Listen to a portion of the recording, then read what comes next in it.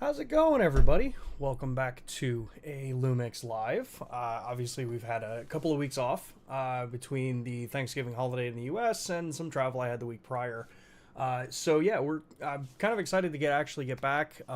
It's been for those that have followed it the whole year, it's been a very non-normal schedule year this year. We've had a lot of travel conflicts and stuff like that that's caused to miss some of the Thursday live streams, but working on resolving a lot of that stuff so that we can keep back to a much more normalized schedule.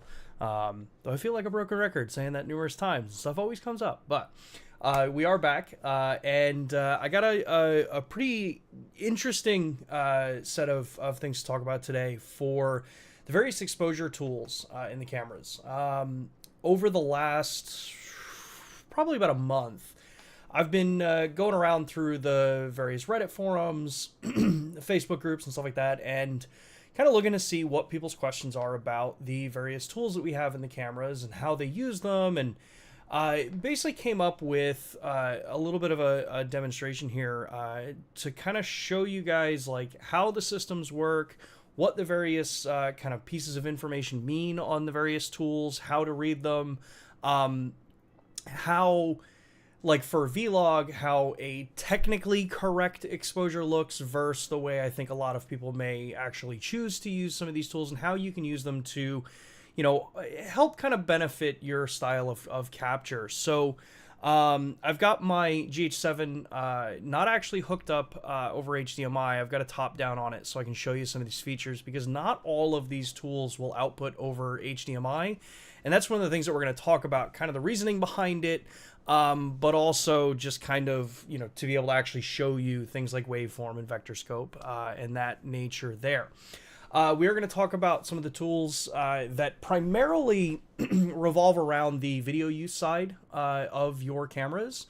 But there are a lot of ways that you can use some of these tools in the photographic side as well to help get a better understanding of your exposure, or just give you some of those, you know, kind of guide rails so that, you know, if you're trying to work fast, you've got some quick things that can, you know, you can glance at on the screen and be like, oh, okay, I'm safe with this exposure if it's a situation where, you know, I'm going to edit and post and I'm going to play around with the files anyway. So a little bit different than what we've talked about over the past, where it's, you know, kind of leaned pretty heavy into things like real-time LUT, where those are tools designed how to get it right out of camera, so you don't really have to do as much in post.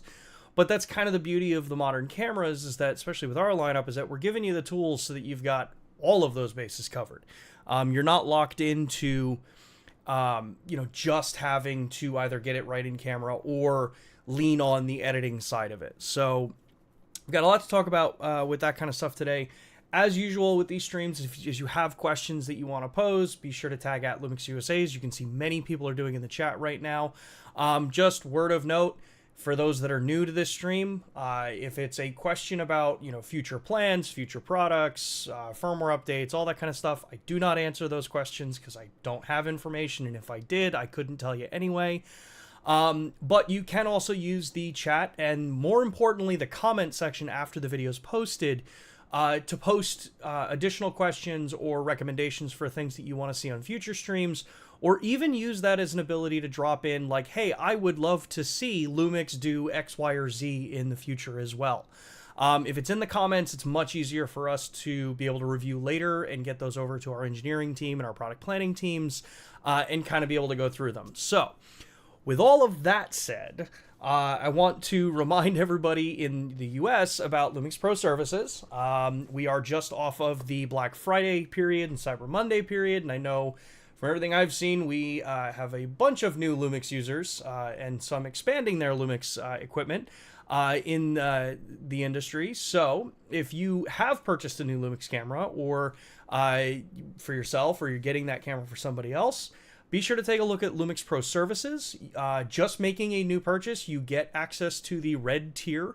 That is free. You just use the QR code on the screen or a link down in the description, which are always there, so you've always got access to them. That's going to get you your 3-year extended warranty on top of your purchase, as well as get you into the program in case you want to upgrade into the Platinum series, or the Platinum tier. Excuse me. The Platinum tier gets you that 3-year manufacturer warranty, just like the Red tier does. But on top of that, you're going to get things like next day shipping both ways with 2-day repairs for anything that you would need to send in for service and support. You also get 20% off out of warranty repairs. So that's a drop, a break, you know, accidental things that can happen that aren't considered manufacturer warranty. So you get a discount on that if you happen to have an issue come up and you got to get it repaired. You also get access to our membership hotline, which is Monday through Friday, 9 a.m. to 5 p.m. Eastern Time. So you have access to speak to somebody if you would prefer to do it that way versus through chat or an email system. And then on top of it, you also get all your lens cleanings, firmware updates, lens calibrations, camera cleanings, all that kind of fun stuff that, you know, some of us like to do on our own. Others, you know, if you've got a fleet of cameras, it can be beneficial to just have that done formally by the company if you're moving through various seasons. So you have that level of protection as well. So I encourage you, if you've got a new camera, check out the links down in the description below, or rewind the video after we're done live, and use the QR code if that's what you prefer. So, like always, I'm going to start the stream by reading out some comments and, you know, checking some questions first before we dive into actually taking a look at the camera here. So we've got a comment from Cliff. Would love to see a red or yellow clip line for vlog so you can see that easier in the scopes. That's a good recommendation. I know Matt and I have asked about that in the past as well. But it is one of the things that we're going to talk about, is at least how to interpret the screen on a very base level. I'm not going to go into ultra details with it, but we'll go over how to read it and kind of the proper way to read the waveform, but then also the way that I think a lot of people are actually using it, especially for more like, say, run and gun type stuff where you may not be able to set up your shot perfectly with perfect lighting. Ulrich says, I hope the 3, I assume that means movable and sizable guidelines from the S9 come to the other cameras like the G9 Mark II and the GH7. So if you haven't seen that, on the S9, we added multiple frame markers, so you can add up to 3 of them simultaneously being displayed on the camera screen, which does also output over HDMI, so that if you are shooting in open gate or you're utilizing open gate, you can have your multiple crop markers. We have asked if that is going to be coming to other cameras as well. At this point, I don't have any information about that one, but the more y'all let us know in the comments after the video, the more likely we are to be able to try to push that through and see if that's something that all the other cameras can take. I don't know if all cameras can take it, what's involved with the hardware or the software side of it, so that's why I don't know if that's something that would be coming to the other cameras yet. Let's see here. Sir says, could there be improvements for autofocus when using 1080 60p in full frame for the S5 II? I don't know. That's a bit out of my area of expertise. Phil says, firmware request. Read timecode and sync from a DAD or tentacle sync using the audio 3.5mm port. Timecode is one of the big things missing from you're missing from the S5 II and 2X. It's a big reason you still use your S1H. And then you follow up with timecode on FX3 and 30, have it from the USB-C, USB port. We need it from 3.5, add menu option for timecode from 3.5. It's an interesting idea. I think one of the things you have to always keep in mind is that a product is designed in various different categories. The S5 II and the S5 IIX were designed as they are. From day one, we've never said that they were getting timecode. Injection timecode. They output timecode over HDMI. Understanding the need, we do listen and we do feed that back into the engineers. I just don't know what the viability of being able to do that to a camera that was not designed to do it to begin with. And doing timecode from a non-quote-unquote standard port. And I know that that's starting to change. As far as like if USB can take it, if the 3.5 are embedding in an audio channel, that kind of thing. A lot of that has to be taken into account as far as like, hey, is this something that is doable on the camera? Is this something that the software can even support? How involved is it to change software, especially if you're looking at something that was never designed to do it in the first place? So I honestly don't think those cameras are going to get it. If you do need timecode, that's where S1H is still the king in that category.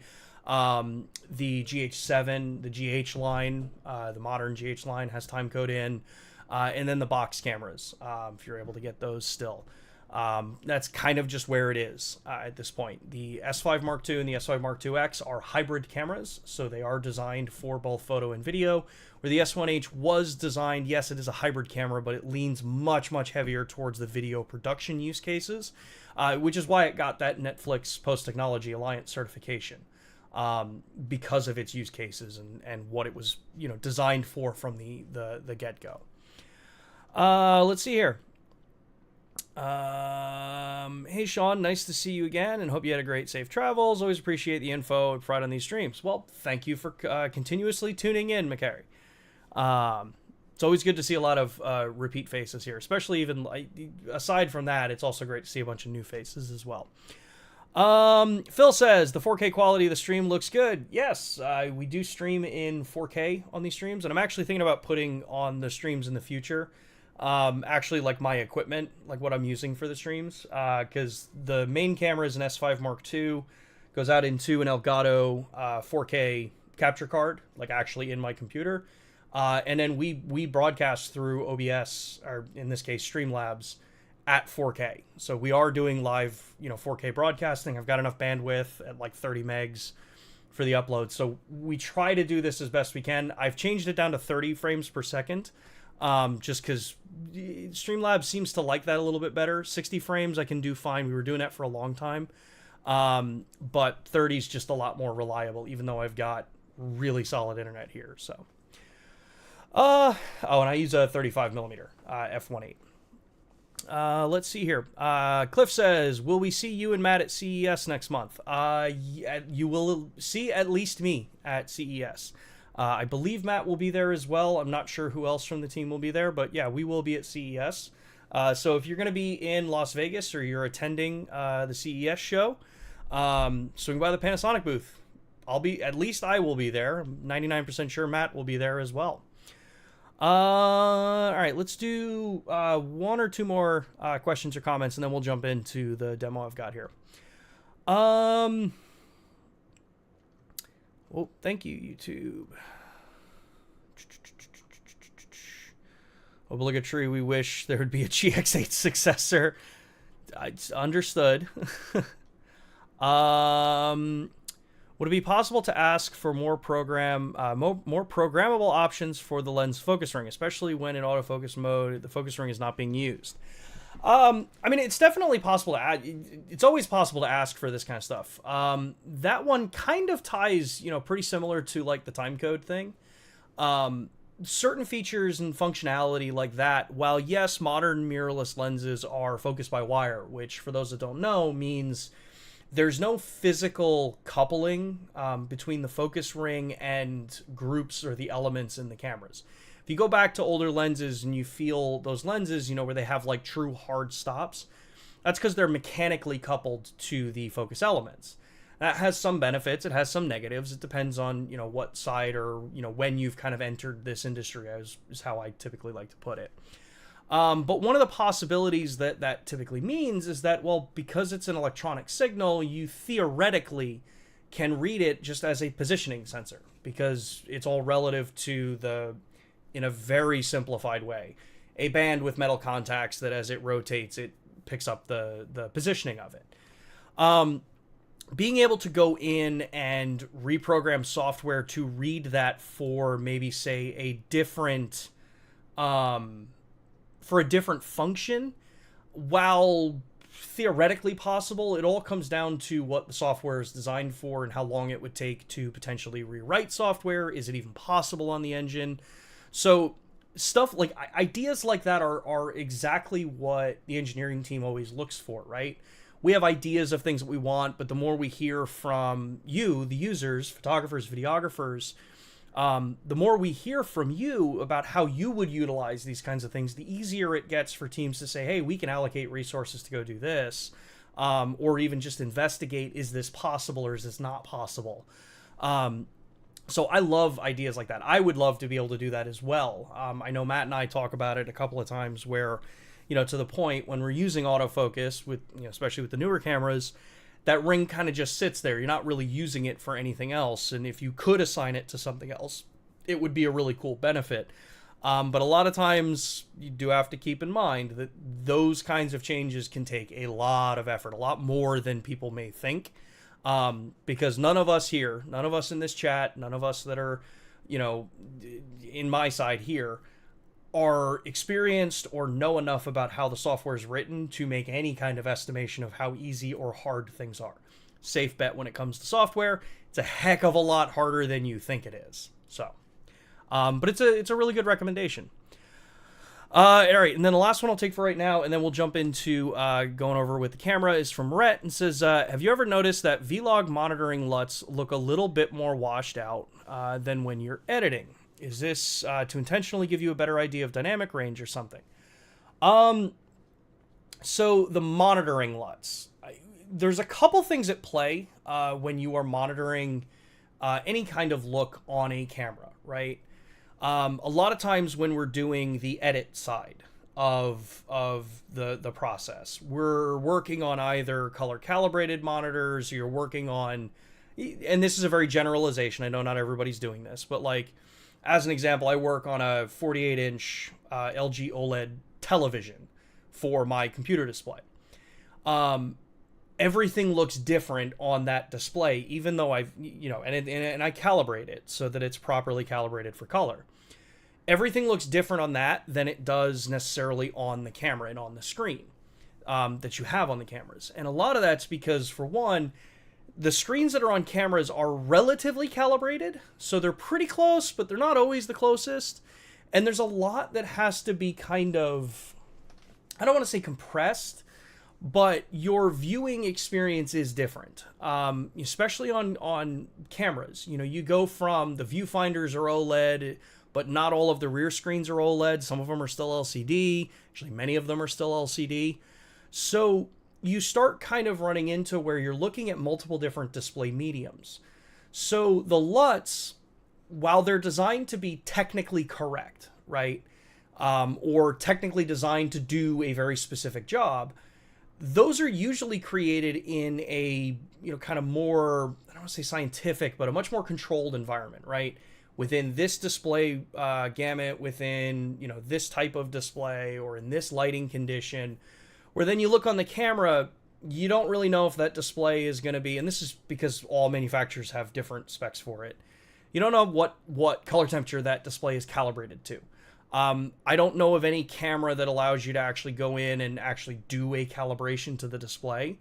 So you have some controls for brightness and hue and saturation and all that kind of stuff, and you can play with them. So usually I think what you're noticing, Rhett, is that the difference between the two is down to the display medium and either the brightness that the display is going to get you. That's why one of the biggest things that's always been told of digital photography is don't judge your exposure based on the screen. It's close, but if you're using your screens on your cameras and even the viewfinders to like final judgment of your image, which I don't think many people do that, but we're going to a far extent on this kind of hypothetical. You're going to be off by looking through any camera, and I mean any camera out there. Not saying just ours or any of our competitors. There is a difference between looking at a color calibrated proper correction on a monitor through editing software and proper color, you know, workflows versus looking at one on the camera. The camera side is supposed to give you a close enough representation of what the final result's going to be, knowing that you're still going to have a little bit of tweaking that you may have to do to it. So with that, that's a great segue, I think, to actually go in and talk about the tools that we have. Because when your eyes are telling you on the screen, like, hey, I feel like I'm really close to this image, your tools are what are going to tell you from a you know, an actual analytic standpoint, yes, you're correct, no, you're wrong, or maybe you're close. So as you start to understand the tools and understand what they're telling you and how you use them, you start to get yourself to a point where, like, hey, I don't have to necessarily rely on them as much, because now you start to, you know, in your own mind, you start to correlate things of what you're looking for exposure. So As you can see, I've got a top-down display here, so we can show you a lot of this stuff. And I am on my GH7. So, couple of the things here. One of the first things that I want to bring up here is that, you know, I have zebras set on this camera right now. And I've got a color checker here. I know it's not necessarily the right one for video use, but it gets the purpose across that we're talking about. Let me just double check and make sure my audio... Yeah, okay. My audio is still going on. Good. All right. So when you start looking at the different tools, we have, I would say, probably three main tools that you're probably going to utilize most often. And out of those three, really two of them are the ones that are going to be for really fast, quick, you know, kind of glanceable views at like, all right, where's my exposure? And one of them is going to be probably closer to something where, hey, I got a little bit more time to set this shot up. And I want to use that as my kind of, you know, final checks to make sure that everything's right. So first off, because I've got my zebras turned on first, and you can see them right now, they're the crosshatch marks. If you've never seen zebras, that's what they are. And we are in the video mode. I have this camera set in the 5.8K open gate mode. But there's a couple things about setting zebras up that you kind of want to be aware of. So if I go into the menu here, and I come in and we start looking at zebras, which you're going to find under the gear menu, which is going to be the custom menu. And let me do it this way. So that's the custom menu. And you can get to this menu display option just by pressing the display button. So we're in custom, and I'm going to scroll down until I get to my zebra patterns. And you'll see this all the way down on the bottom. In this case, on the GH7, this is under the monitor display video, and it's on the first page. So if we go into zebra, you'll see to start off, we have two zebras that you can set. And the way I have it set right now, and I'll show you why it's this in a minute, I can pick one or the other. Now, there is a way to show dual zebras on this, but you have to change one parameter. So you change the various different parameters by going down into the set option. And when you go into the set option, you'll see that you have your ranges for Zebra 1 and Zebra 2. Now, for those that are keen-eyed, you'll notice that Zebra 1 up here in the top is set to 42% plus or minus 3%. And I saw this question a lot, actually, over on Reddit, and I saw this question a lot in some of the Facebook groups, too. Like, what the heck does that even mean? Think of going into this where you're doing base and range as a way to say, hey, I want to have my zebra show up at this percentage, but I'm okay with a little bit of wiggle room, a couple percentage one way or another. So when you select base range, you get a new menu system here. You get base level and then the range. So in this particular case, we're looking at Vlog. So if I want to have my camera set for Vlog, according to the white paper about Vlog, your 18 gray, or roughly your skin tones at a base level, your skin tones should be at 42%.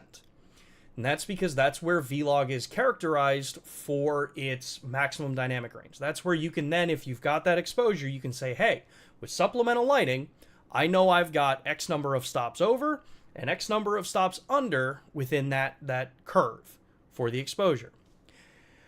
But I know that, hey, you know, I may be close to 42, but I'm okay with a little bit of wiggle room because I'm going to be doing some post-edit anyway, and that's how I kind of want to work. Or I want to give myself a little bit wider of a range for the zebras to show up so that if I'm working fast, I don't have to spend a bunch of time dialing things in to get those zebras to show up perfectly on a face, because 1% can be a lot. You could very quickly blow right past it, or maybe that puts you into an ISO range that you don't necessarily want to work in, or maybe you have to start tweaking things like your shutter angle, which maybe you don't want to do.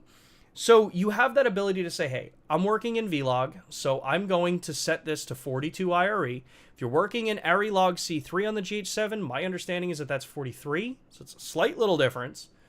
But so we're going to set it at 42, and then I'm going to say, hey, I want to give myself a plus or minus about 5%, because that's what I'm comfortable with. And if I'm on the, you know, running and gunning, I'm working on the fly, as long as I know if I see those zebras, I know I'm within 5% of where I need to have my skin tones to be. So I'm not having to push or pull them too much and cause, any kind of, shift to those colors. The farther away you are from where you're supposed to be within the curve, the more likely you are to have some sort of color shift or some sort of just kind of change to the way the image is. But this is in a more ideal situation. So what that looks like here, so you see I got 42% is my middle point, and I've got plus or minus 5. So now if I come in and I turn my zebra 1s on, and we go back to the shooting, you'll see that the gray area around like the eye... Oh, I gotta remember I got the top down.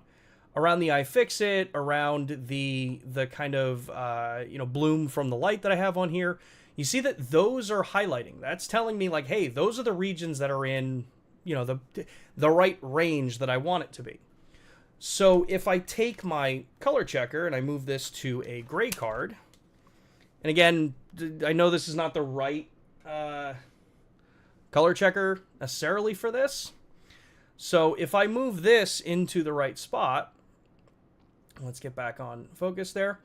Now I can come in and I can start shifting my exposure to say, hey, I want that gray card to be the part that's actually in that kind of highlighted area. But notice I got to go pretty dark to get that. And that, well, actually it would help if I was in Vlog, wouldn't it? So let's go to Vlog. So we're going to start opening this up, and you'll see that it's kind of changing. You see like, hey, if I really want that to be, at that proper setting, it's fairly dark.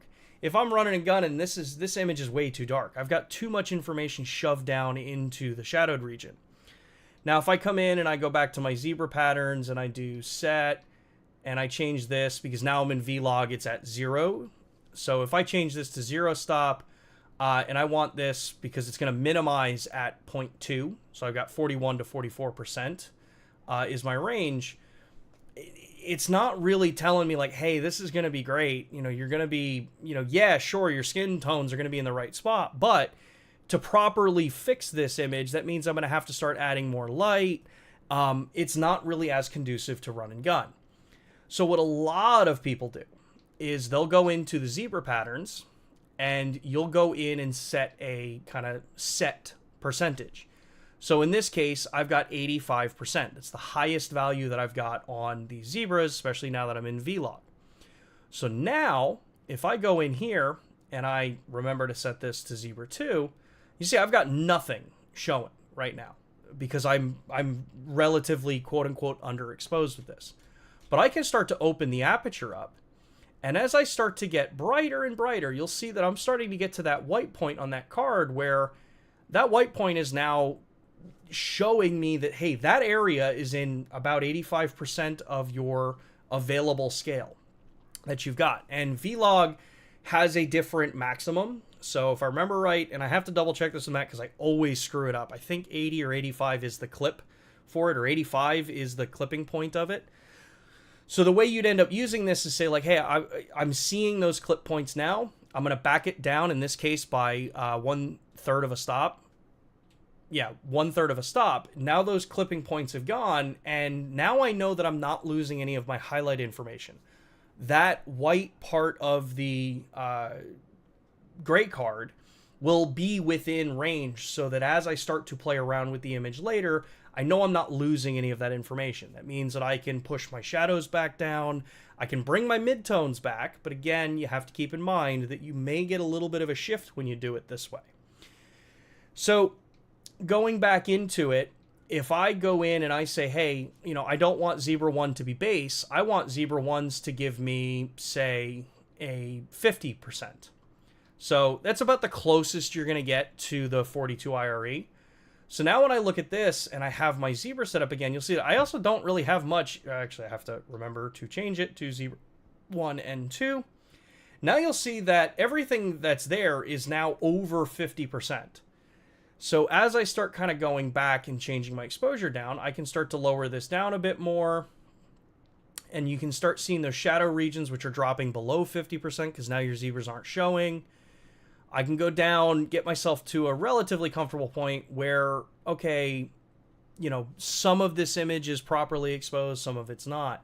These are the ways that you then are able to kind of go through and say, like, hey, this is where I need to have everything set up to. But if I open this all the way up, now you can see right on that corner, that's where you see the dual zebras. You'll see one line that's going to go, you know, top right to bottom, top left to bottom right. And then the other one goes from bottom left to top right. So that's telling you where those two regions are. So using these in the field can be a really quick benefit, especially if you're doing like outdoor bright light stuff. Say like, hey, I just want to make sure I'm not going to blow the highlights out. I want to make sure that those clouds still have detail. You know, I'm not necessarily worried about the skin tones. Say if you're doing landscape work, you just want to make sure that you've got as much dynamic range as possible. But as I said, this is a really good one for, you know, fast, quick view of like, hey, how close am I? It's not the most accurate. And what I mean by that is that this only tells you regions. So as I'm looking at this, I can say like, hey, and let me go back to, let's go back to Zebra 2 where it's just that highlight point. So if we go back in and we say like, hey, okay, that region right there says that it's blown out, but everything else says that it's okay. I don't know what percentage any of the rest of that particular display is at. This is where some of the other tools that we have in the cameras can come into play to help you refine that tool. So I have set on my camera the customization on the right arrow to enable and disable my waveform. So now keep in mind right on the, let me turn the level display off, right on the corner of the color checker, you're seeing that crosshatch mark saying that I am over 85% right here. Well, how above that am I, and where is everything else in relation? Well, if I turn my waveform on right now, you see here, now I have a pretty good idea where those numbers are. We'll see that that area that's, you know, kind of peaking out at 85% and above, it's not super far over. And if I come in and I turn off, let's turn off the view assist here. So we're looking at just the log footage. And let's actually make sure I turn HDMI off as well. So right now we are looking at just the log footage. I don't have a LUT applied to this. You'll see like, okay, that's fairly okay, but that big block where the gray card is very high up. It's actually pretty close to that 85%, which means I'm going to have to end up pulling that down. I'm going to have to do a lot of curve work and tone work to bring this back into, you know, the proper contrast that I want so that the end result looks the way I want it. As I start to change the aperture value and I start to bring this down, you see how everything moves down equally. Now, the middle line here that the gray card is at right now, that's a 50%. That's the solid line that you see right in the middle. That is at 50%, which means that 42% is going to be slightly lower than that, somewhere about right there. Again, we look at that image and we say, hey, that's not really that great. That's a really dark image, and look how much is buried in the basement of that particular image. The solid black line on the bottom is basically 0. That's, if you're at that point, you've got no information there. So you start to play around with these to kind of figure out, hey, how bright can I make this? Am I shooting to protect my highlights because I don't want to lose any of that information? Excuse me. So as I go up here, I'm at 1.7. I know that that's 85%. I can back it down a little bit and you see that it moves down, or I can leave it at that 85% in this particular case because of my exposure. I know that I've got all that information. I can always pull my shadows back down because I know now, as you watch that waveform grow, I'm not losing a bunch of information down into the base, or what I call the basement. There are a couple dips to where you're in maybe like 2%, you know, 1 to 2% area of like, I've got no data left there, or it's so far down buried that if I were to try to pull that up, I don't care what camera it is, you're going to get noise in those shadows. But I know that I've got enough latitude now because I'm exposing as bright as I can so that I can always pull down later. And for those that have never worked with a waveform, this is kind of the cool thing, is that the waveform is an active display. So as I move my fingers in front of the screen here, you see that changes. And you see that even on the gray card, because I'm moving in front of the light, that gray card is fluctuating as well. So you'll always be able to actually kind of see on the waveform, like, hey, where in this frame is my exposure peaking? If I were to put a pin light out, and I might be able to demonstrate this. I'll do this with my cell phone. So if I put my cell phone there, you see like, hey, I've got one really, really bright spot now. That you can see as I move this into frame. One, it's lifting everything up because you're also getting things like reflections and stuff like that. But you see that one point where it's hard clipped. That's telling me, hey, there is absolutely no information over that. So that particular point, that is the clipping point for Vlog. Slightly below that top, the dotted line right below the solid one. So I can take a look at this and say, hey, I've got a little bit more, kind of height that I can work with on that 85, but not a whole lot more. So let me turn this off. So again, that's cool. It's giving me a little bit more refined information. So you have zebras for quick work. You've got waveform where maybe you've got a little bit more time to set an image up, and then I can look at it and say, hey, where in this frame is my exposure, and on the scale, roughly what am I looking at? And the nice thing with waveform is that if you tap it and then you rotate the rear dial, you can resize it. So I can move this anywhere around on the screen that I want, so I can still have, visibility into the frame. So we're going to make this as small as possible, and we'll leave that in the corner. But there is one more tool, and this tool is probably my favorite tool. This is the one that I use, probably 90% of the time, because I've gotten comfortable enough with roughly what the exposure should look like to where I'm only at that point ever concerned, hey, if I put this on the skin, how close am I? And if I put this up in the sky, how far off am I there? And that's called Luminance Spot Meter. So if I press, and I have this programmed to the down arrow on my camera, if I push down on this, I get a little marker that I can move around anywhere on this screen. So I can put this right onto my gray card, and it tells me right here that I am plus 4.6 stops. So I am 4.6 stops overexposed for what should be right in the middle. So now I know, hey, this exact point is almost 5 stops overexposed to what it's supposed to be with the curve. That means that everything else underneath it is being lifted, but you're capturing it at a more lifted point. So then if I come down and I take a look into, like, say, some of the deeper shadows here, down into here, you'll see that I'm under by 4.3 stops. That means that that shadow that's going to be behind that lens is actually now under almost 4.5 stops of exposure. If I go all the way over here and we look at this lens cloth, see that that's at about plus 3.6. So it gives me an ability to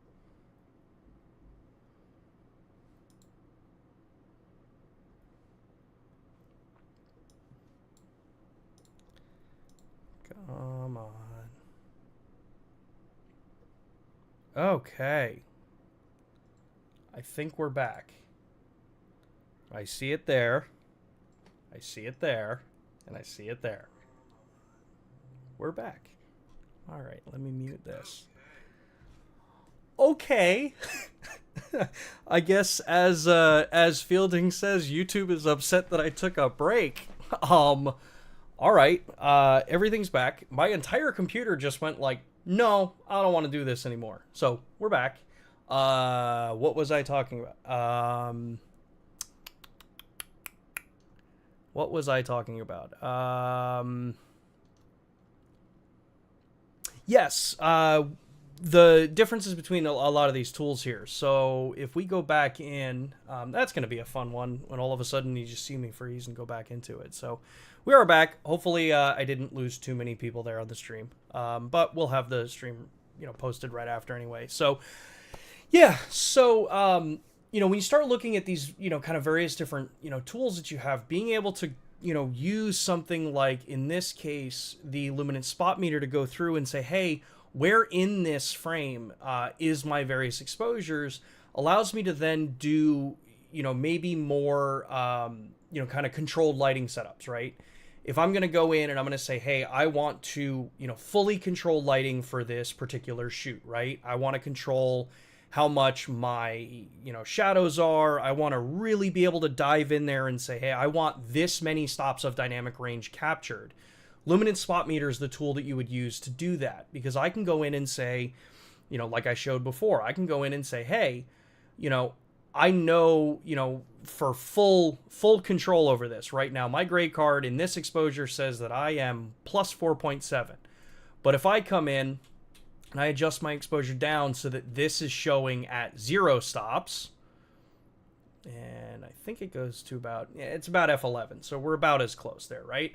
So I know that, okay, my gray card is gray, it's what it's supposed to be, but now I'm going to start adding supplemental lighting in, because maybe I want to bring those shadows up, maybe I want to really push that one part of the wall much, much brighter.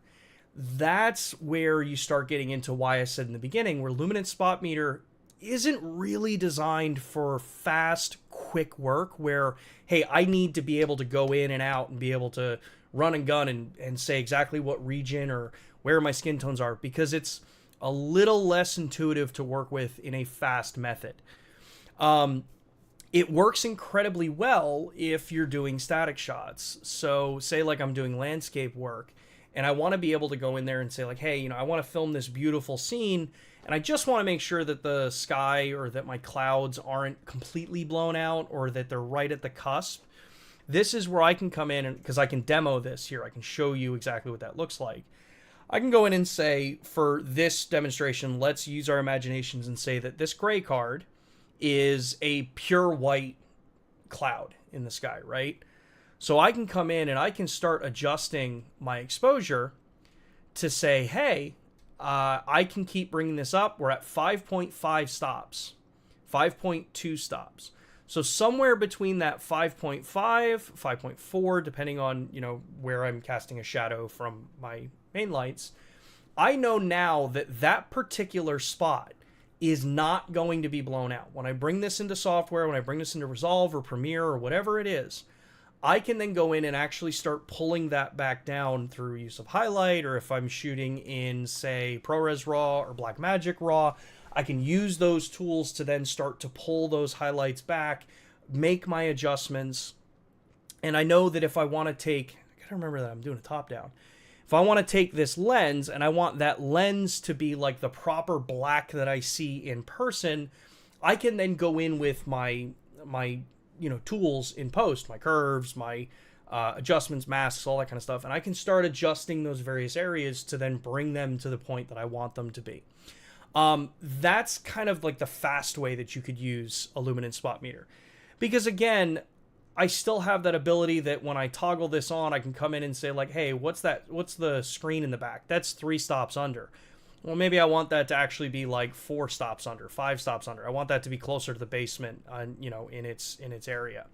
So you get a lot of flexibility. And obviously we're talking about all of this stuff from a very video-centric conversation, because these are all tools that from a video perspective have been around for quite some time.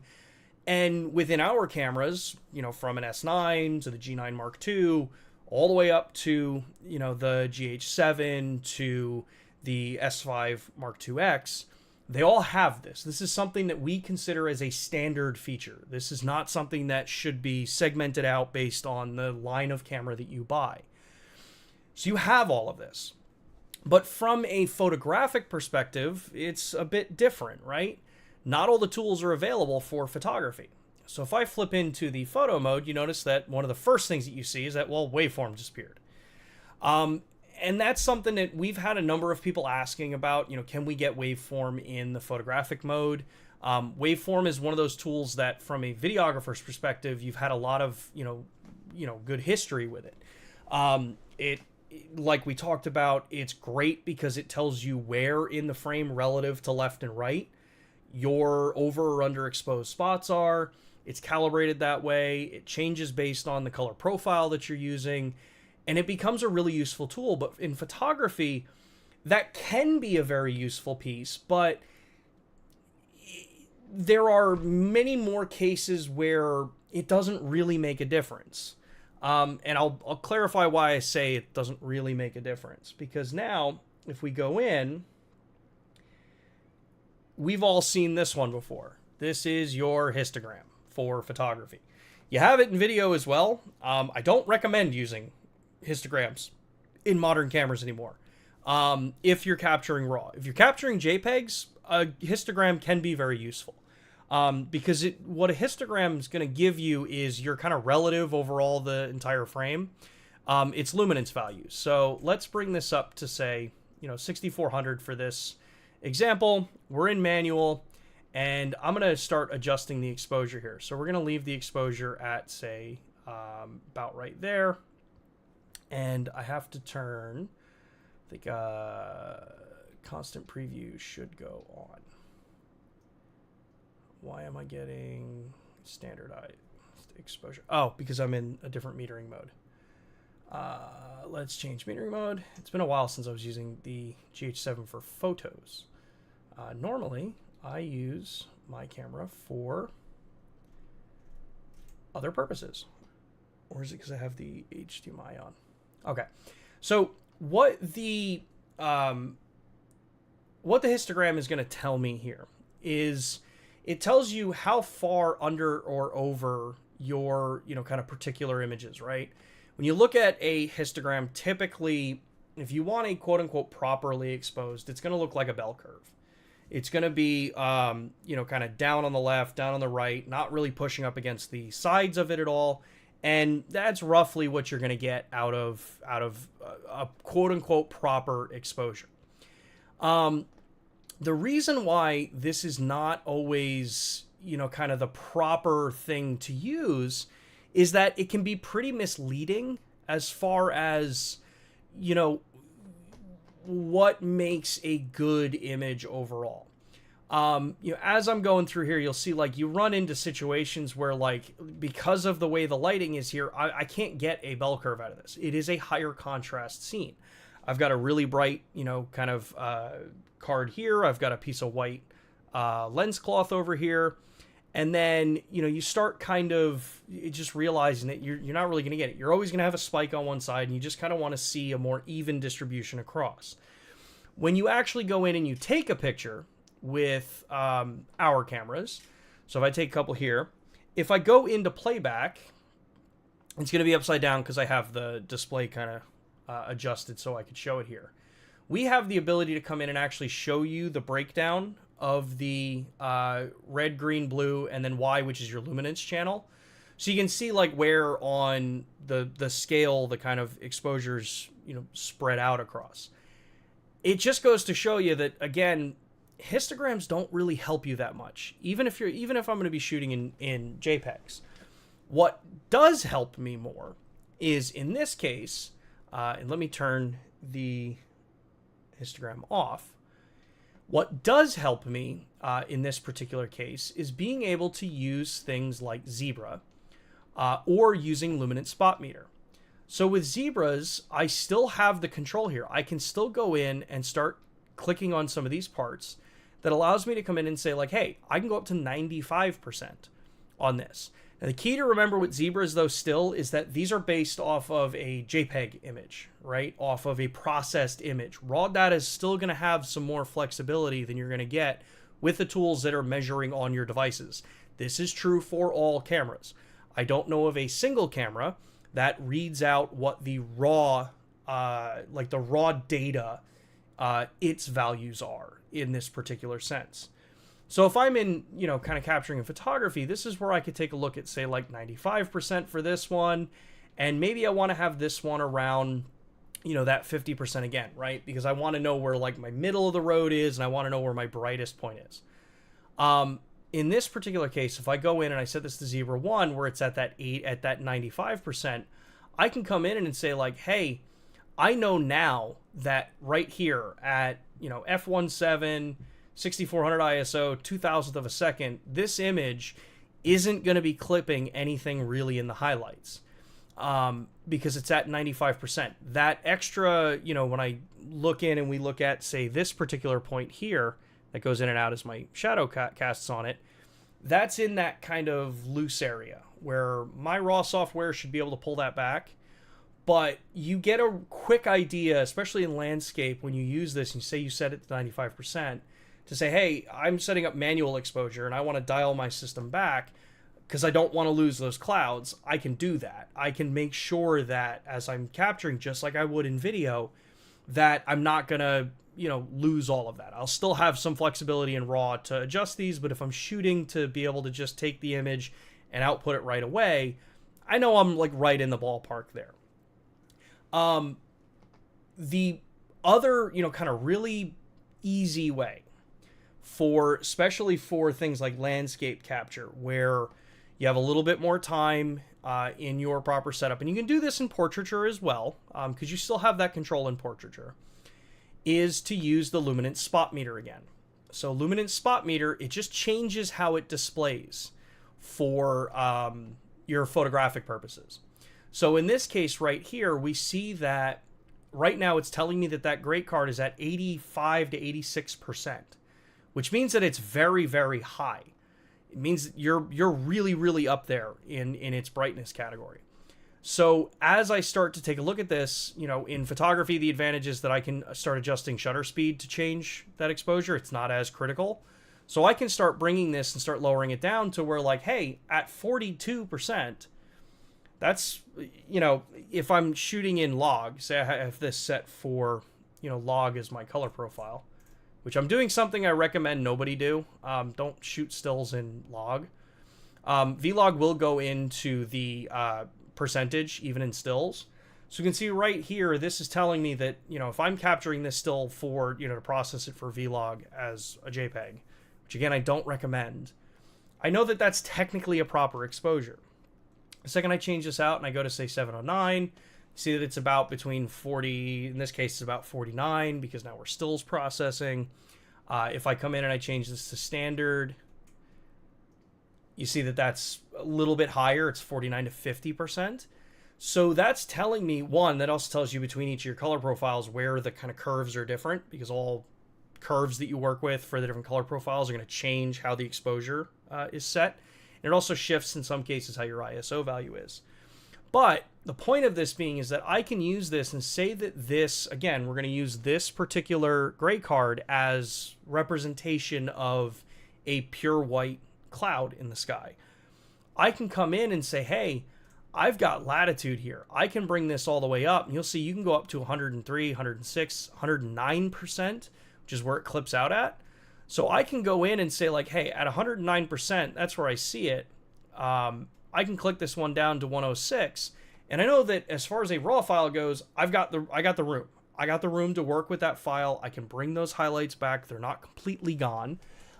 You still may, because the box is slightly bigger, you still may run into, like, maybe one or two little points that are way gone. But this is how you can use some of these tools that are video-centric built in a photographic sense, and that's why we carry them across.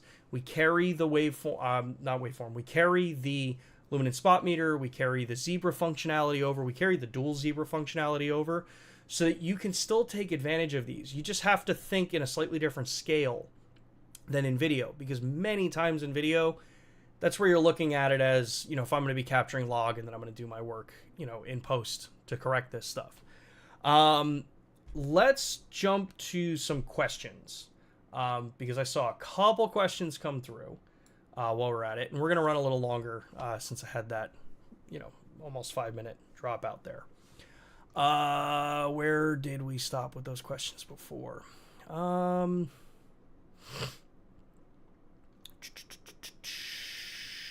Here we go. How can we avoid the exposure jump in light when we were shooting pictures? I don't know how to explain it. The exposure jumps and changes when we press AF. So this is something that we've talked about a couple of times on the stream in the past. The way our system acquires focus, and this is our system, the way the system acquires focus is that it has to open the lens up to flood the sensor with as much light so that your focus system has the most information to work with. If you're in a phase detect system, so any of the newer cameras, phase detect loves light. The more light you can give it, the more accurate you can be with your focusing. So that's why our system does this. Other systems I know counter this by either not forcing the lens wide open, which gives you some other challenges. As I said, PDAF systems are much more accurate the more light you can give them. In some cases, brands may choose to forego having the absolute fastest the system can be for a cleaner or not having that kind of bloom of the exposure look, because your actual image that you're capturing is going to be captured at the exposure that you set.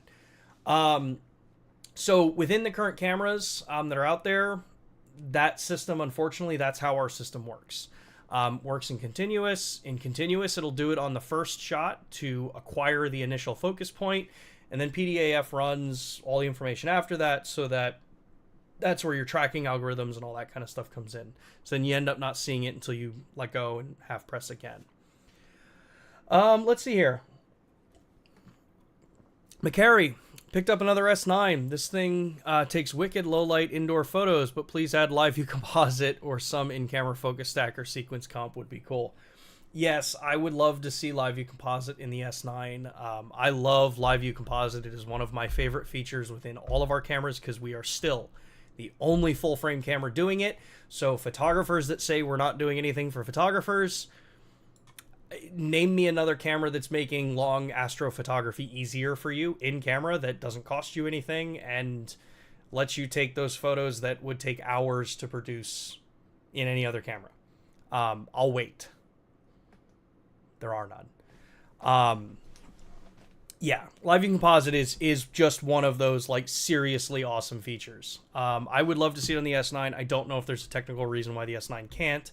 Other than the S9 runs full-time always in an electronic shutter mode, so I don't know if that has anything to do with it. So let's see here. Thank you for the great explanation. S18 shows discontinued on B&H. You can't trust, let me rephrase this. You can't always take when a dealer goes out of stock on something and lists it as discontinued as being discontinued.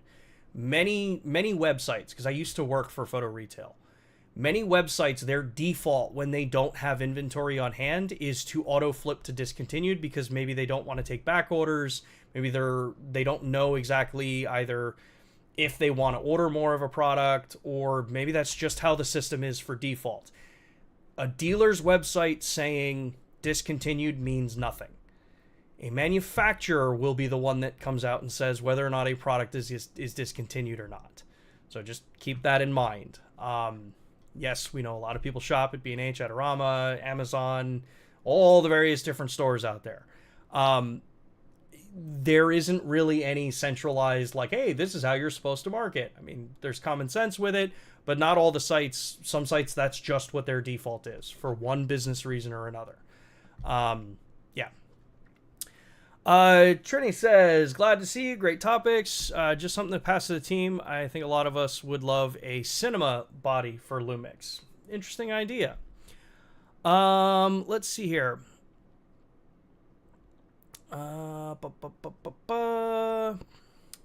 Would love some sort of false color option in a future firmware if possible. Would live on my camera as a custom function. Yeah, we've had a lot of people asking about false color. For those that don't know, false color is another tool that you can use for judging exposure. This does it in a very simplified way because there's a couple versions of it, and even I don't know the full grounds of false color because I've never really had a lot of time to work with it. But false color basically color codes your image. So that you can look at regions and say, hey, like this shade of purple or this pink or this white or red or blue, that's telling you like the regions where exposure should be at a very base level. I know someone in the chat knows way more than I do about false color and the variants of it. And it's a tool that on really high-end cinema cameras you're starting to see it trickle down into more common cameras. And for the vast majority, you've maybe experienced false color on something like a monitor, because false color typically you'll see built into some of these. But that's also that, kind of follow-up point is to things like false color, things like waveform, even vector scope. Why, in a lot of times, especially with cameras that have been around for a while, why you don't typically see that kind of information over the HDMI. Because it can be for a couple of reasons. One, it can be a scaling problem. When you're looking at the waveform on the actual camera's display, that's calibrated to give you left to right. So like, hey, left to right If I see this about a third of the way over from the left on the graph, no matter what the scale is, that area is about a third of the way over in the image when I'm looking at it on the screen. Over HDMI, you run into some potential scaling things because you're usually working with different size screens. They could be different resolutions, different aspect ratios. So you would have to, over HDMI, be able to understand, well, what's the aspect ratio of the monitor that I'm sending it to? What is the resolution of the monitor that I'm sending it to? And can the camera process rescaling that over HDMI to do that properly? That's one thing that comes into play. The other is that almost every single one of these things that you buy, whether it's a recorder like this or a, kind of simple, camera monitor that you can pick up online from any of the dozen manufacturers out there making them, have waveform. They have parades. They have all the other tools in there. So you still have them. You don't actually need them on the camera, especially if in recorders, because in recorders it's useless because you don't send data like the info display over HDMI because you want a clean signal. So, and that's kind of like, same thing, false color it exists on a lot of these monitors. So you still have access to it. It's just not something that we've put into any of our cameras. So, let's see, will Lumix S5 II have Arri Log in the coming future? No clue. Honestly, I have no idea. McCary, I really like the fact that the S9 has many settings like AFS, MF, drive modes to be programmable in custom modes, C1, C2, etc. Would be awesome if next Lumix could allow for this to be added to dials. Yeah, the S9 proves a bit of a different challenge, right? Because it's a very different control layout, control set than the, kind of SLR styled cameras, right? Where you have a lot more dials, you have a lot more real estate to put custom function buttons. So when you look at, say, a flat type camera like the S9 that's a bit more limited on actual physical buttons, yeah, you got to get a little more creative with where you put and what can be assigned elsewhere. The cool thing is that a lot of that stuff is software, so, I'm not saying that they can be brought over to the other cameras. A lot of times it just really kind of comes down to more why. Is that a high priority if you've already got all these other ways to do it? Not saying that it's we don't want to do stuff like that. It's more, like we've said, I mean, especially some of you have been on the streams long enough, that like a lot of times all camera manufacturers have to look at this stuff and say, like, where in priority is this? Is this something that like every single person's asking for? Or is this a very small group of people that would want to see this? Then cool, it has to be prioritized based on what, the mass wants within it first. EH, on the GH7 and GH6, I've experienced a notable shift in EVF brightness under certain conditions. The EVF will drop brightness suddenly. Is this an EVF setting I can turn off? So with all of our cameras, let me go back to here. With all of our cameras, if you go into the setup menu, and you go to, I believe it is, I was just on the page. I think it's monitor settings, and then if I come in, let's see. Yeah, so if you go into this particular setup on this menu, and then again, this is on a GH7 here. If you go to the setup menu, so that's the wrench, go to monitor display, and then hover over monitor settings and monitor backlight. When you put your eye to the camera and you enable the viewfinder, you'll have different controls here to control how the viewfinder works. So that's where you'd go to change it. A lot of times, the other thing that you may notice, because the optic, or the viewfinders in these cameras are OLED, a lot of times you may also have some controls for things like brightness that you don't have control over, because they're OLED panels.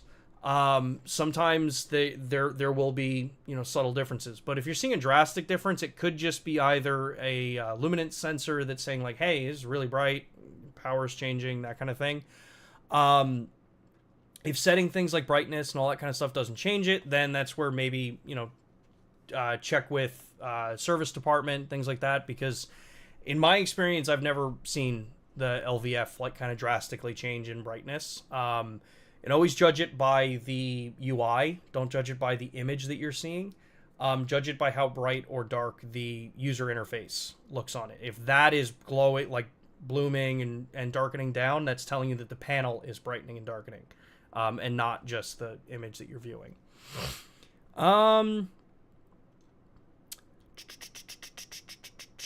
SN, is there any possibility that the S5 II will get faster with future firmware updates, like turning on time response and to be on the latest level of the OG S5? Stuff like that. I mean, we're always refining and improving stability and stuff with every firmware update that comes out. So specifically, I don't know regarding that side of it. If you'd see any kind of major differences there. I can answer this one. On the GH7, can real-time LUT be used on ProRes RAW? No. ProRes RAW, so any kind of RAW codec is going to be encoded out of the camera. Manufacturers pick their log gamma curves so that you have something to base off of to view. Real-time LUT you can't use on that because it's RAW. You're not encoding data on top of the raw information. You're just sending that raw information either out over HDMI, or in the GH7's case, you're recording it to a CF Express or an SSD. So yeah, you don't have any control over that part. How can I install Kodak 2383 LUT? Red lists on their website on the SD card to be used on the GH7, GH6, GH5 Mark II. So if you have a LUT, in this case Kodak 2383, you would need to export out a .cube file. You would want it to be in 33 point. Do not use 65 point. It needs to be 33 point. Put that onto the root of the SD card, load it into the camera. If your camera supports real-time LUT, you can load it in with real-time LUT. Otherwise, you can load it in as a Vlog View Assist, and you can view it there. Just remember that something like that's not going to be calibrated for Vlog, so it may not look the way you want it to. What a lot of people will do instead is they will, like if you're in Resolve, you will color grade a clip how exactly you want it to look, and then in Resolve you would kick that look out and then load it onto your camera that way. But again, just make sure that you're using 32-bit, or not 32-bit, that's audio. You want to use 33 point for the accuracy of the LUT. Let's see here. How can we make better flash exposure tools with Lumix? Flash is going to be a different topic. I got a lot to talk about Flash. I was supposed to do a Flash session last week, or the week before Thanksgiving, but I ran out of time to record it. I've got an entire Godox studio system here. I spent Thanksgiving using Flash for family photos and all that kind of stuff, so I could get a kind of all my thoughts kind of organized on Flash photography with our cameras. So I'm trying to get that within the next couple of weeks to talk about Flash photography with our cameras. It's realistically, it's been a while since I've done a lot of Flash photography with the cameras, and I'm starting to get back into it so I can be a lot more accurate with my information that I share you, because some of it was outdated even with the times when I started using the modern setups.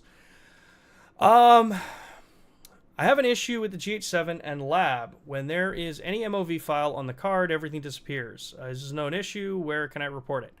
I will let the team know. One thing I know is that MOV files can't be transferred to mobile devices, so it's possible that might be what the cause is, but I will let the team know. And I will test and validate on my side to see if I can reproduce it. 0x, if in the comment field after this video is posted, if you can just drop in the comments, this is how you have your camera set up, like what resolution you're recording in, that kind of stuff. Because I want to try to mimic it as best I can with my camera so that I can get them, as accurate of information. And then we'll take it from there. McCary, some users were previously asking for auto subject detection. It seems Sony beat Lumix to the punch. Hopefully Lumix engineers can bake this into future cameras. Go Lumix. They weren't the first to do that. That's about all I can say. They weren't the first to do an auto detection. And auto detection, I think, is still not the most reliable yet. But good recommendation. For raw photos, what percent do we have to work with versus the 85% for Vlog? Also, welcome back. So I think I addressed that before. And we're caught up to the point where the stream kicked it, and I kind of pulled more of my hair out. Pragmatic. Will we see full compatibility with DJI devices, specifically camera controls over Bluetooth and camera controls with Atomos Ninja 5, similar to what offered with Zcam? I don't know. I know... I did it again. I moved my frame, not the Streamlabs thing. So, I'm not sure. I know with Atomos, we're starting to expand more things like camera control through some of the monitors. So you're starting to see more of that come through. As far as the DJI devices, we still have some of the most direct integration with DJI than any of the camera brands. To my knowledge, we are still the only ones that can do active track without the need of an external device, because they can read the information for our tracking algorithms. But yes, that is still a wired connection to the DJI devices. Things like Bluetooth, I don't know. We've asked about it. I believe stuff like that is being studied to see if it's possible, what's required, like just in general, what's needed to make that bridge work and to make it work correctly. We tend to take, some of those kind of recommendations. We'll take them, we'll study them, and kind of look at it and see what the feasibility is and what the proper way to execute it is. Not just kind of slap it together and be like, hey, here's a patch that kind of works. So sometimes stuff like that can take a decently long time in a world where we expect everything to happen tomorrow. But those recommendations are always welcomed. And the engineering team always, enjoys seeing those things and kind of giving them an area to say like, hey, maybe we didn't think about this. This is what the market is saying they want. Cool. Or maybe they had thought about it, and seeing your support of it in the comment sections on the videos after they're posted reinstills that point of like, okay, yeah, this is a direction we should be going down. So, Derek, any chance the S9 could get raw output via paid upgrade? Probably not. I can almost guarantee no. It's not what the S9's for. It's not what we built it for. If that's what people bought it for, expecting to get that kind of thing, I'm sorry. We never made a promise like that. We've never stated that camera was going to do it. It has its thermal limitations. If you need a camera that's got RAW over HDMI, that's where S5 Mark II or S5 Mark II-X is. Brendan. I just used the GH7 on a music video shoot, and the external monitor false color said I was not clipping. Looked at the footage, my sky was gone. So sad. Otherwise, beautiful image. That sounds... There could be so many different variables about that. Yeah, that's really tough. I said, I wish I had more experience with false color, because I'd try to help troubleshoot, but I'm not sure. Rhett, so because the S9 doesn't have a shutter, I think that's why LiveView Composite doesn't work. Could the camera prompt you to use lens cap as a black frame? That is quite a possibility there. LiveView Composite does require a proper black frame to capture that's not an electronic shutter, so that could be a reason, but I don't have any confirmation of that, so I don't want to speculate too much. I'm always in that small group. There's nothing wrong with that, Fielding, suggestion, could we get a hot shoe or USB-C adapter for the channel 3 or 4 audio, but just for 3.5? No problem with the cost of the XLR adapter, but it's bulky and I don't own XLR mics. Interesting concept. We'd have to pass it on to the engineering. Let's see here. Mark, does your gut feeling tell you that firmware updates are done for first generation of the S series of cameras? Yeah, most likely. S1, S1R, S1H, the S5, they're all on the older engine, so we don't actively develop necessarily for those engines anymore. At least as far as you see a lot of new features coming out in the modern cameras, right? Like the multi-aspect ratios now that you can do for frame guides, stuff like that. Those are things that are dependent on the new engine. What you do see is when we came out with the 18-40, we are able to port back some updates so that if you do use the newer lenses or new functionality, new functionality on older cameras or new lenses on older cameras, that everything still works on them. But as far as any kind of like major upgrades or updates for the first gen of the cameras, nah, it's 99%.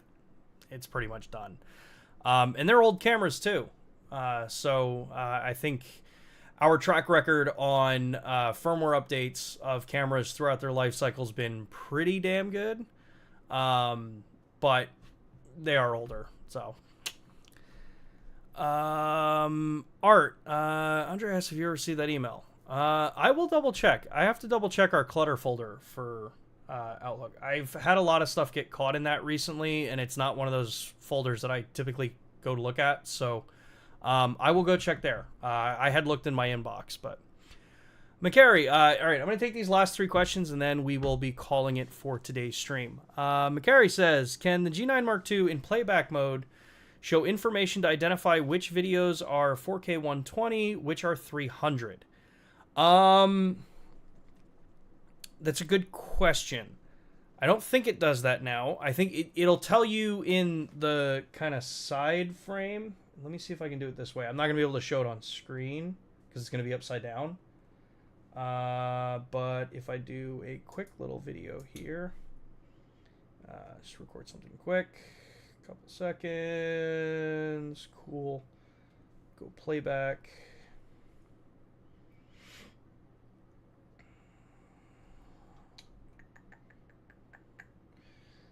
All right, so I just recorded a 5.8K 30 frame. It tells me, well, maybe I can show this. It's going to be upside down, but so this shows here, like, so it's at 420, 10-bit, it's 5.8K, it's 30 frames per second. Now if I go in and we change this to, say, I gotta look at it up here so I'm not looking at it upside down. If we come in, let's change this to display filter. Let's change this on to variable frame rate. Let's go all the way down so we can do a 300 frame per second. Let's turn variable frame rate on. Let's go all the way up to 300. 300. Let's record a quick clip. So right now we can see we're at 24 frames per second. We're recording at 300 frames, so for variable frame rate. Now we're taking a look at this. And if I go back into playback, yeah, so, and this is on a GH7, so the G9 Mark II should be very similar to this. So this tells me here that I'm in MOV, I am a full HD output, I am at 420, I'm in 10-bit long GOP, I have 300/23.98, which means that it was a 23.98 video output, and it was overcranked to 300 frames per second for it. So that should be the same as what you see for the G9 Mark II.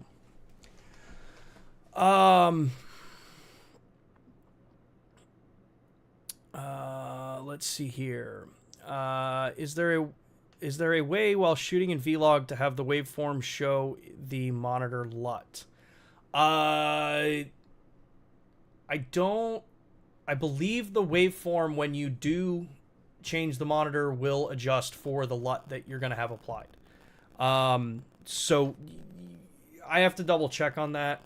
I know it does it obviously when you use a real-time LUT because you're changing the actual color there. But the waveform typically at that point is going to try to tell you what the maximum range that you have is for Vlog. So yeah, but I can take a look. I'll check with Matt on that one. Is there a way to do false color in GH7? I mean, people make some LUTs that you can put in that mimic, that kind of mimic false color. I've not looked too close into them, so I'm not exactly sure how accurate they are.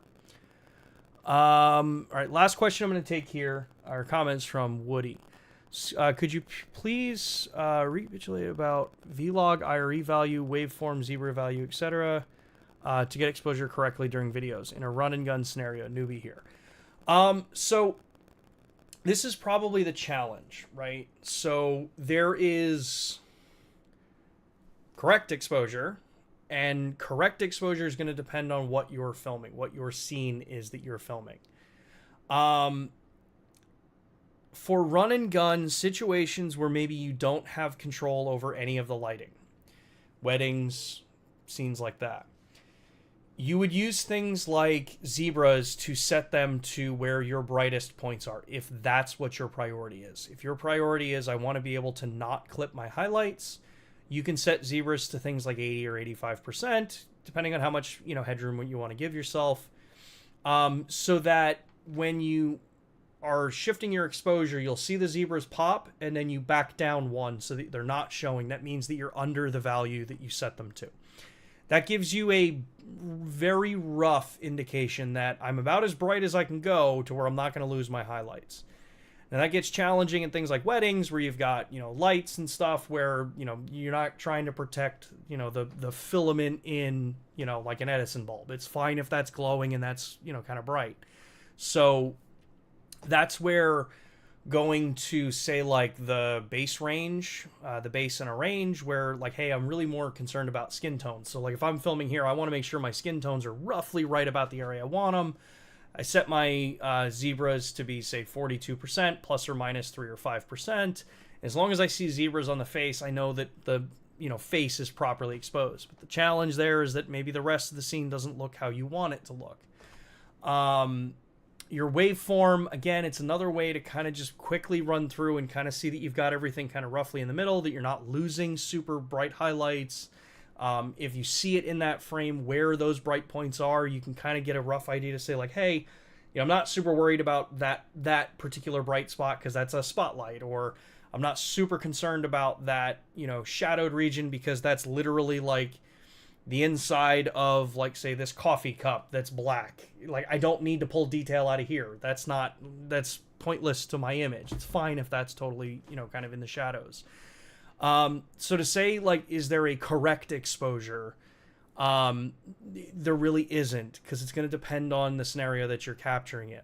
Understanding what the tools are telling you will help you as you're using these cameras kind of understand what flexibility you have and how hard or how light you have to be with pushing certain scenes. Cool. With that, everybody, I do have to end today's stream. I apologize for that random cutout in the beginning, or actually not in the beginning, in the middle of the stream. I'll have to do some research and see why my computer just decided to say no.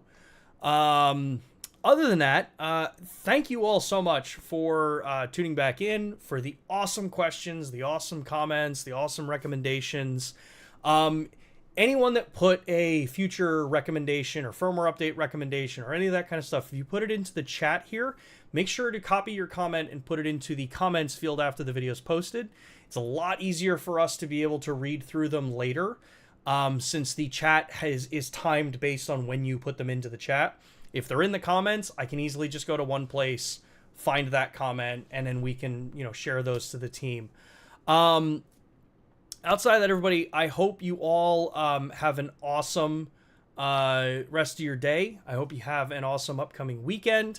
Get out there, create some cool stuff. If you're on social platforms, check us out over on Instagram. If you're someone who doom scrolls on TikTok, go check us out on TikTok. We've got some pretty cool educational stuff and some funny content over there. And if you like the stream, give us a like. If you like the content that you're getting from us on here, give us a like as well. If you don't subscribe and you feel that we've earned your subscription, give us a subscribe. And if you don't already, check out the Reddit, r/Lumix over on Reddit. We actually have, I think, the moderator or creator or one of them in the chat right now too. So you'll see myself. You'll also see another person, Jacob, who works in our service and support team on there. So feel free to interact with us there. There's also various Discord out there. So you can always take a look. Go check out Matthew Danew to see about the Discord. And other than that, it's been a long day. I'll see you all next Thursday, 2 p.m. Eastern, right here on Lumix Live. Later. It would help if I put the outro up.